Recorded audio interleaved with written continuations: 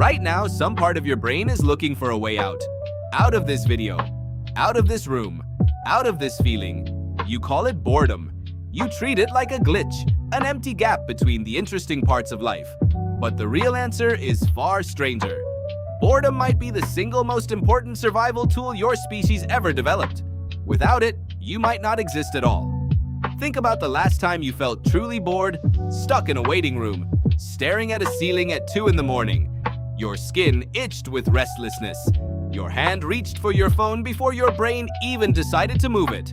That reach was not weakness, it was ancient. In 2014, psychologist Timothy Wilson ran an experiment that unsettled the field. He left people alone in a room with nothing to do. No phone, no book, just their thoughts. Then he gave them a button that delivered a mild electric shock. Most had said beforehand they would pay money to avoid it. But left alone with nothing, many pressed the button anyway. Some pressed it dozens of times. They chose pain over emptiness. What does that tell you about the human mind? It tells you stillness is not neutral. It is a threat. Your brain is built for motion, for input, for something to chew on. When there is nothing, it starts inventing reasons to move. What? Psychologist John Eastwood at York University spent years defining boredom precisely. His conclusion was simple. Boredom is the discomfort of wanting to be engaged and being unable to find that engagement even though you are capable of it. It is not laziness, it is a mismatch. Now go back further. 200,000 years ago in East Africa, early humans looked at the horizon and felt something stir. Not hunger, not fear. A restlessness the familiar valley could no longer satisfy. That itch rewrote the map of the planet. Most species stay where resources are good enough. Chimpanzees do not cross oceans out of curiosity, but early humans walked out of Africa. They crossed land bridges. They built rafts and pushed into open water toward islands they could not see. Many of those journeys ended in death. Groups kept trying anyway. Why risk death just to see what was on the other side? Because staying still felt worse. Boredom likely evolved for the same reason fear and hunger did. It is a signal. Fear warns of danger. Hunger warns the body needs fuel. Boredom warns that your environment has stopped teaching you anything new, and that stagnation was its own danger. Move. Look.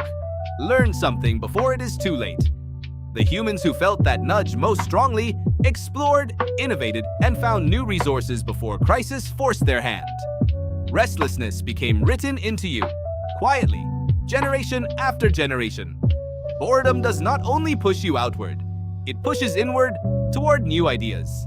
Psychologist Sandy Mann had participants complete a dull, repetitive task before asking them to invent creative uses for an object. The bored group consistently outperformed the others. Starved of stimulation, their minds began generating their own.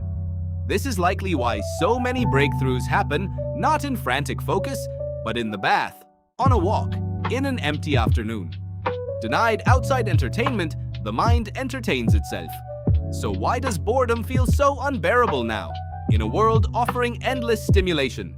Because your brain was never built for this much noise or this little friction.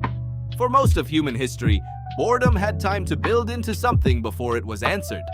Now, a screen erases the itch within seconds. But so does whatever that itch was trying to produce. Historian Peter Toohey found that ancient texts rarely complain about boredom the way modern ones do. Not because ancient life was more exciting, but because the feeling had nowhere to hide. It had to be sat with, turned into ritual, story, or invention. You inherited the itch that carried your ancestors across oceans they could not see the end of. You also inherited 1,000 shallow ways to silence it before it finishes its work. You cannot get rid of boredom. It is stitched into what makes you human. The only real question is what you let it build before you reach for the escape. So tonight, when that itch returns, notice it first. That feeling once carried your ancestors across a world they could not yet imagine. It might still be looking for somewhere to take you,